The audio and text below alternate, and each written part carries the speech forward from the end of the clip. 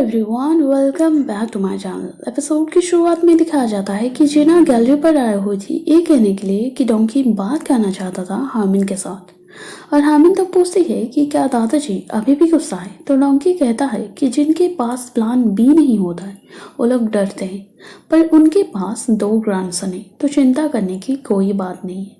Next हमें दिखाया जाता है कि डोंकी वीडियो दिखाते हुए कह रहा था कि सुंजू एम्प्लॉय के साथ कितना अच्छा बर्ताव कर रहा है और उनकी केयर भी ले रहा है। और यूंकी तब पूछता है कि जोडूल के केस को सॉल्व करने के लिए क्या हम हामिन को कहेंगे उनकी फैमिली को, तो चैमन कहता है कि ज़रूरत ही नहीं क्योंकि सबको पता है कि वो हमारी इन लॉज है।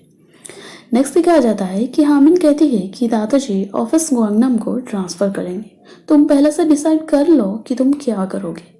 सुंजू उसे रोकते हुए कहता है कि मैं तुम्हें और तुम्हारी फैमिली को हार्टली थैंक यू कहना चाहती हूँ मुझे हेल्प करने के लिए।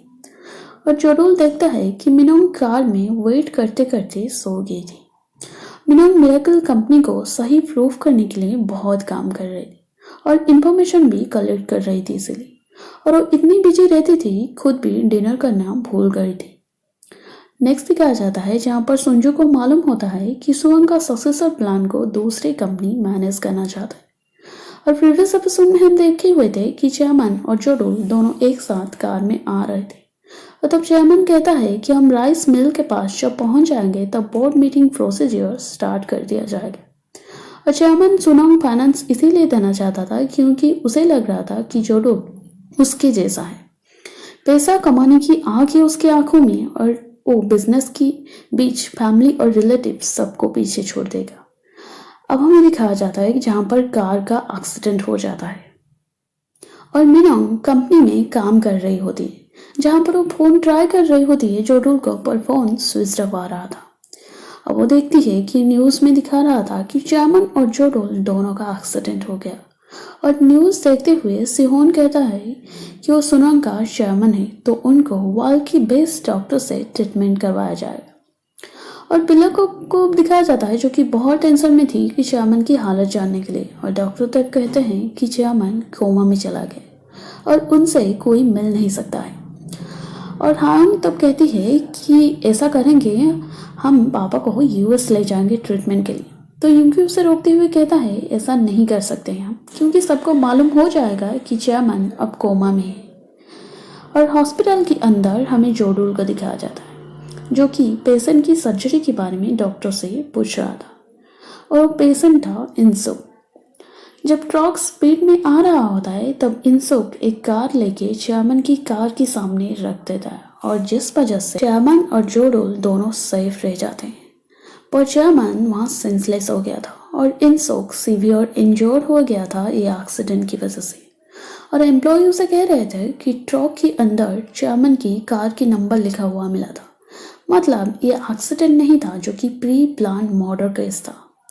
तो जोडोल कहता है कि प्रीवियस लाइफ में मैं मर गया था और सेम चीज़ इस लाइफ में भी रिपीट हो रहा है, पर इस बार मैं मौत को हरा दिया।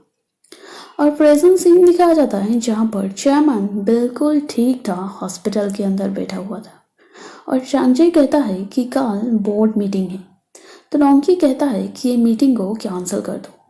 यूंकी तो पोस्टपोन न्यूज़ सुनते हुए कहता है हम नहीं करेंगे ऐसा, और दोनों के बीच इस बात पर झगड़ा हो जाता है। और उनको झगड़ा करते हुए देखते हुए पिलॉक कहती है कि मैं तुम्हें इसीलिए पैदा नहीं की थी कि मुझे आज ये दिन निकलना पड़ेगा, इस सिचुएशन पर तुम दोनों झगड़ा कर रहे हो।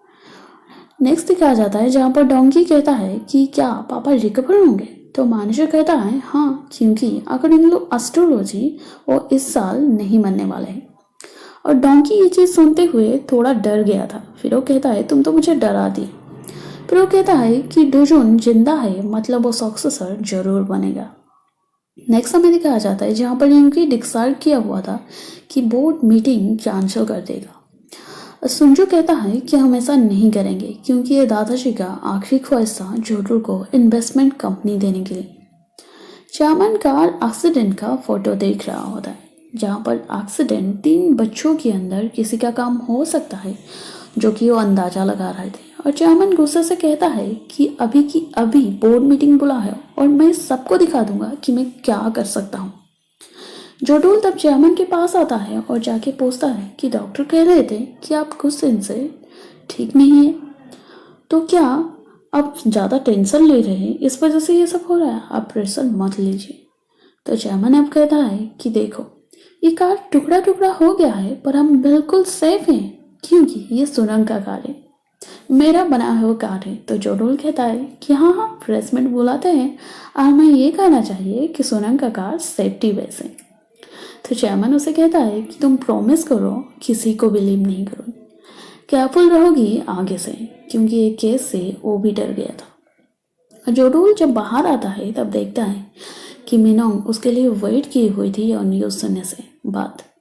और जोडोल उसे कहता है कि यह एक्सीडेंट नहीं था, जहाँ पर वो प्री प्लान किया गया था, वो लोग समझ रहे थे। सीन शिफ्ट होता है जहाँ में दिखाया जाता है कि सुंजो हामिन दोनों टेंशन में थे, क्योंकि जोडोल जिंदा था ये एक्सीडेंट के बाद, जो कि कुछ कटंगी चीज़ थी, पर हमें बाद में पता चलेगा शायद। और मिरेकल ऑफिस के अंदर डोजून को दिखाया जाता है। सेवन कहता है कि तुम ठीक हो? अरे वाह, मैं तो सच में खुश हूँ बहुत, दिखाओ।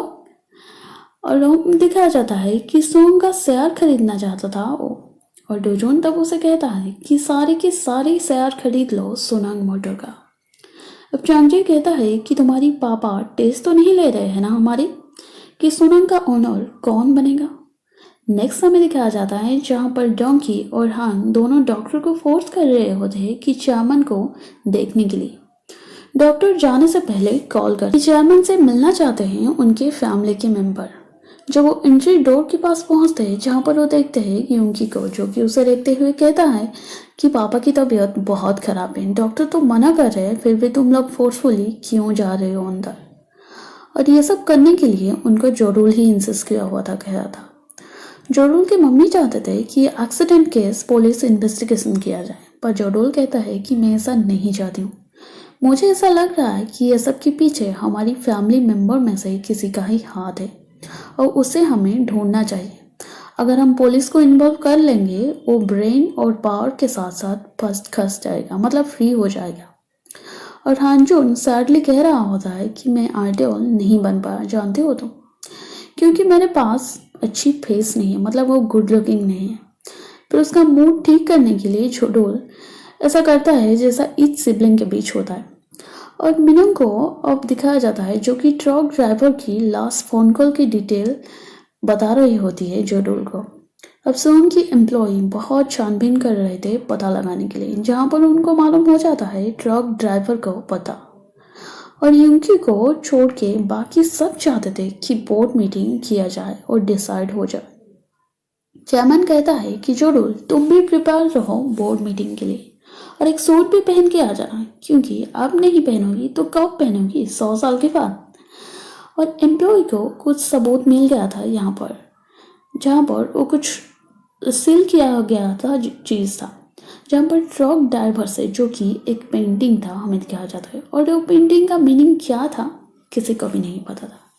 और मिनोंग को हमें दिखाया जाता है जो कि गैलरी पर आई हुई थी और पूछती है क्या पेंटिंग तुम्हारी गैलरी की कलेक्शन है। तो हामिन कहती है कि हाँ, पर वो पेंटिंग चोरी हो गया है। और वो कह रही थी होती है, यहाँ पर दिखाया जाता है जहाँ पर चैमन का ग्रैंडसन होने का कोई भी फायदा नहीं। तो संजू कहता है कि हमारी बच्चों को तो फायदा होगा ना, वापस आने के बाद तुम्हें सब कुछ बताऊंगा मैं। और ये कहते हुए वहां से जा रहा होता है तब वो उसे रोक लेती है। यहाँ में पता चलता है कि संजू एक पेंटिंग इसे बिना बताए ले गया था। नेक्स्ट दिखाया जाता है हमें कि चांगजे कह रहा होता है कि ये पेंटिंग और पैसा वो भाई पोस्ट क्रिमिनल को भेज रहे थे ये काम करने के लिए, इसीलिए उनका पता लगाना मुश्किल था। और जामन कहता है कि वाई क्यों कर रहे थे ऐसा, वो क्यों मुझे मारना चाहते थे, मुझे बहुत डर लग रहा है। और उनको डरते हुए देखते हुए जोडोल उनके समझाने के लिए पास आ रहा होता है। तो चैमन और भी डर जाता है और चिल्ला चिल्ला के बोल रहा होता है कि तुम कौन हो, मुझे नहीं पता, तुम मुझे मार दोगी, ले जाओ, जो कि बहुत डिफरेंट सिचुएशन था। और एपिसोड यहीं पर ख़त्म हो जाता है। आपको मेरा एक्सप्लेनेशन अच्छा लगा तो वीडियो को लाइक जरूर करना और कमेंट में मुझे बताना कि कैसा लगा। Thank you.